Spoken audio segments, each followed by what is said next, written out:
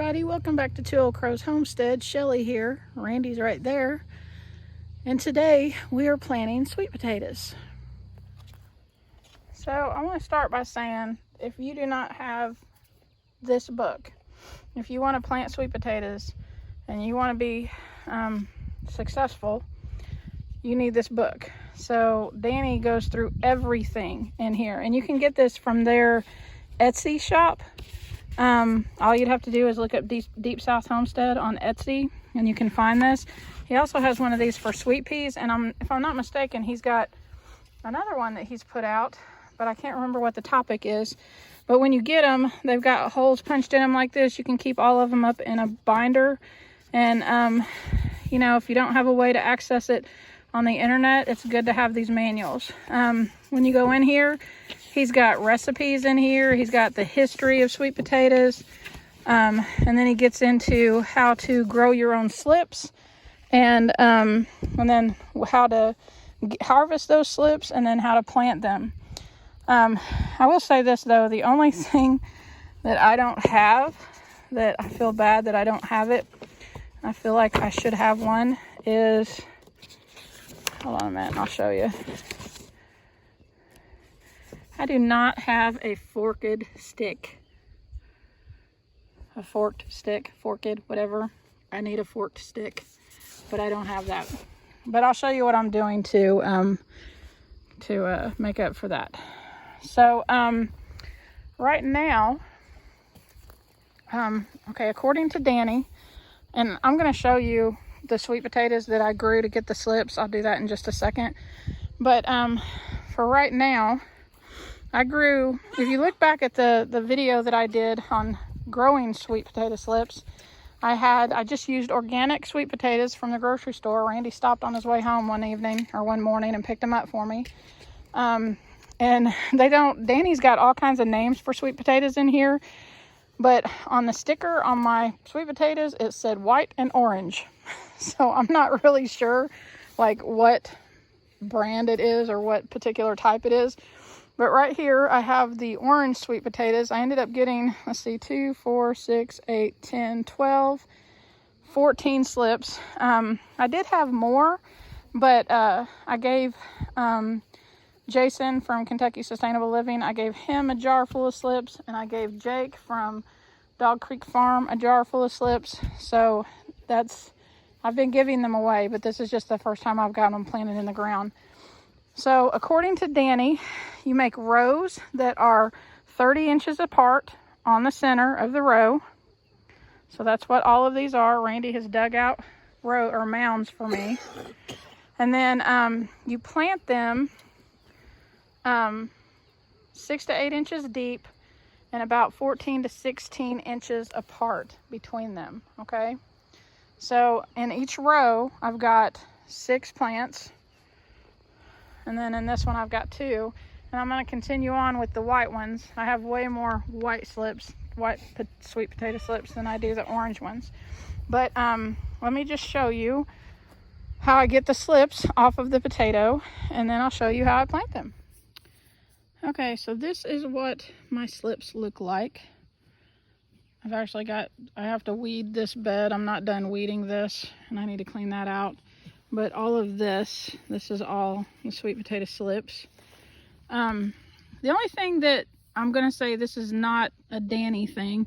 I followed the directions of the guy from M.I. Gardner when I did these. And he buries the sweet potatoes like halfway in soil. And Danny buries his completely. He actually buries it in the ground, but he's also got some videos where he like buried them in a tub, but they're buried completely. And I think next year I will follow that and do that more, because the reason I'm saying that is because some of these, like this one right here that's growing out of the side of the potato, that doesn't have any roots. Now this one, and I feel like if they were completely underground, they'd have a better root system growing off of them. But this is what we got for this year, and next year I'll try that and hopefully have an even better harvest of slips. Our crazy roosters are back there. Cooper, you are not supposed to be in here. Sit. You stay out of my garden. You sit right there. You be a good boy. Yeah, I know. Anyways, the roosters back there are getting into the turkey run with our, what I call our teenage chickens, because they're not full grown, but they're not chicks anymore. And they're really wreaking havoc. Before those chicks got in there, the roosters didn't even bother with it. They didn't even go in there. But now there's female chickens in there, and they're just wanting to have their way with them, I guess. Kind of driving me crazy. And again, just like I've said over and over and over, I need to put them in the freezer. And have I done it? No, I have not. Anyway, back to the sweet potatoes. So basically what I'm going to do is take out one of these sweet potatoes. Very gently, because I don't want to rip the roots. I'm going to kind of dig down in it and pull the roots up with it. Maybe. This one's got a lot. Here's one of the slips that's already off of it.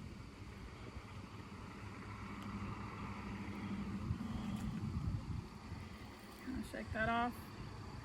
And then I'm going to put it down on water. Now that one wasn't really attached. Maybe it was right there to the potato. If they have the part that's attached to the potato, you need to break off about an inch of it, and that's to prevent any disease transferring from the potato to the slip or to your new sweet potatoes. Excuse me. So let me.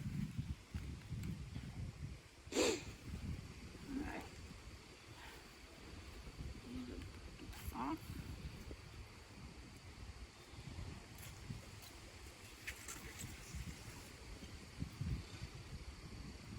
That one's actually starting to get roots on it. I'm gonna stick that down there. This one is too. There's one that has all kinds of roots on it. There's actually two here. I'm going to take off the bottom part of this that was attached to the potato. Stick that down in the water. Do the same with this one. You can see, can you see, there's a big clump of these that came off of that potato. And they're all kind of woven in there together. You see them? So I'm going to gently kind of coax the roots apart. And you can do it without breaking them.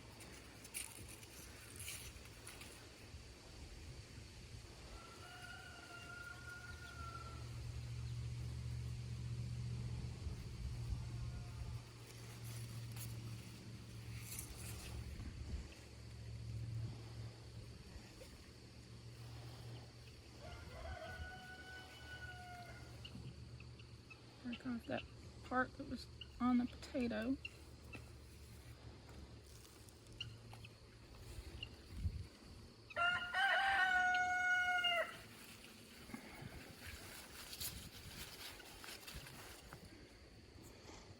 See right here, this is the part right there that was on the potato, and I'm going to break that off about an inch up. And that just helps to keep any disease transmitting from the potato. This little bitty one. I'll plant it, see what happens. Alright. And this potato is what we can get.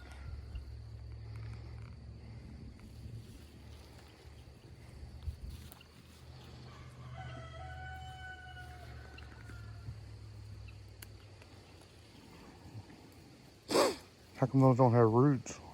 They actually do. They're just starting. You can barely see them. They're like little nubs.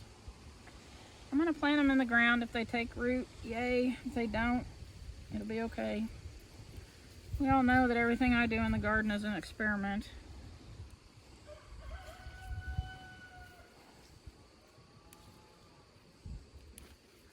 These were growing out of the side of this one, and they started growing roots.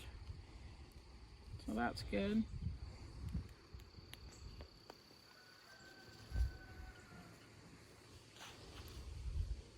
I don't know if that's gonna work or not.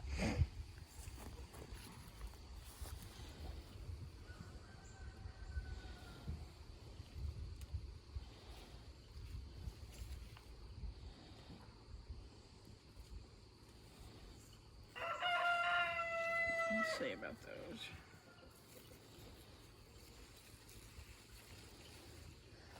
All right, and then our last one.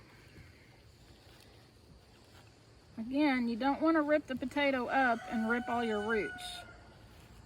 So you got to be careful pulling it up. Make sure you pull the potato up. Look at all the roots on that one. Yeah. So I'm going to take that.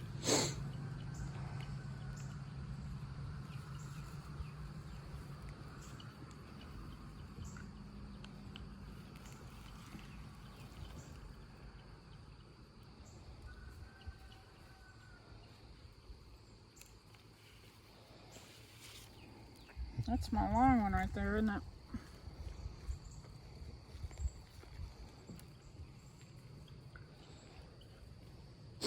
Hold that one up, shall we? I can see how long that actually is. See? That's how long that vine was already growing. About 2.5 foot wood. Yep, something like that.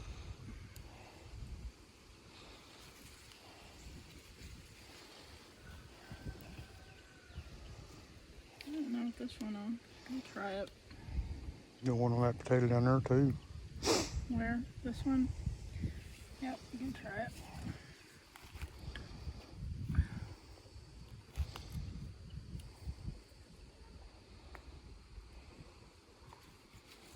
Alright. So I have all my slips off, and I wasn't counting, so I don't know how many there are. But let me show you how I'm going to plant them, since I don't have a forked stick.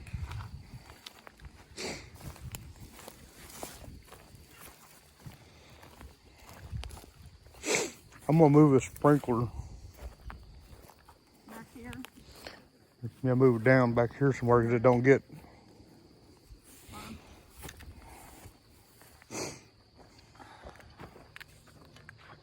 Okay. Are you going? Okay, so in Danny's book, he says that these mounds need to be 6 to 8 inches. And then you go every 14 to 16 inches. And you can just put a slit down in here. Now I'm going to tell you, it's probably going to give me a lot of grief, but we have this Bermuda grass that is in here. Randy, tilled this area up to make it easier. And as I go through here, I'm like throwing this out. It's not going anywhere. And it's probably going to grieve me. The chickens are tripping out. It's probably going to grieve me when I start, when this starts growing. I'm hoping that the sweet potatoes will grow like crazy and act like ground cover and suppress all of this stuff. I hope. Keep your fingers crossed. But anyways, I've got my shovel in here and I'm making that slit. And then I'm gonna take, let me get one with some roots. Oh, here's my great big one.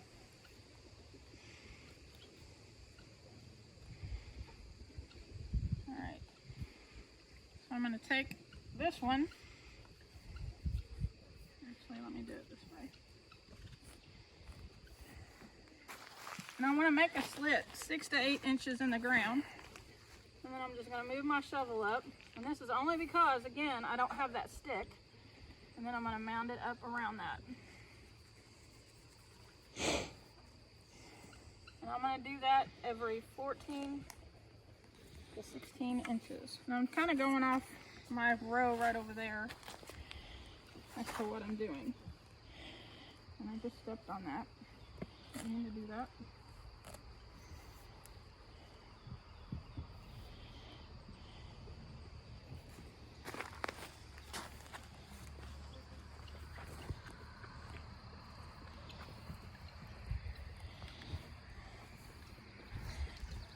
Sorry. I'm sorry. Oops.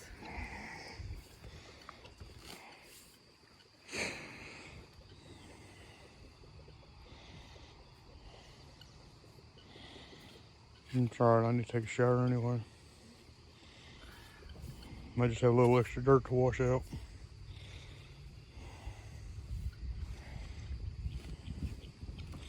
There's a lot of that grass down in that right there, I believe. Down here? Right there where you're digging at. Oh, yeah. I'm trying to feel it.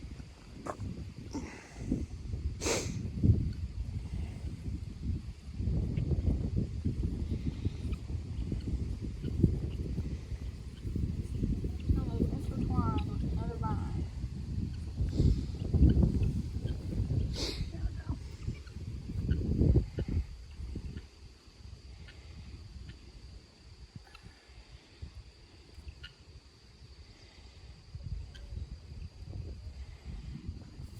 Alright.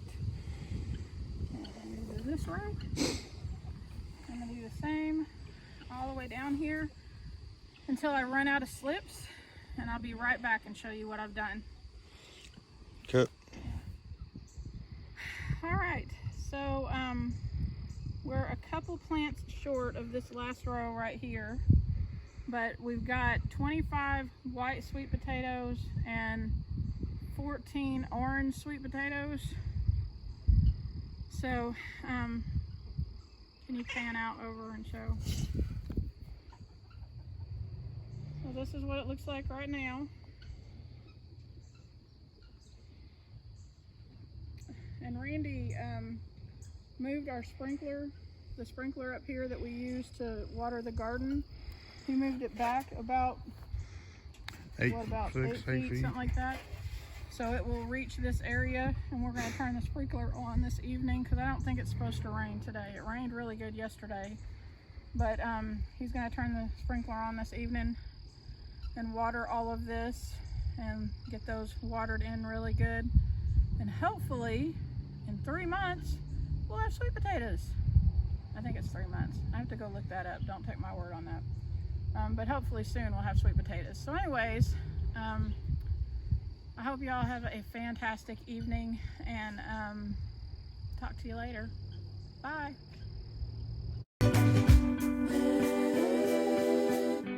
Yeah, God bless you. Have a great day.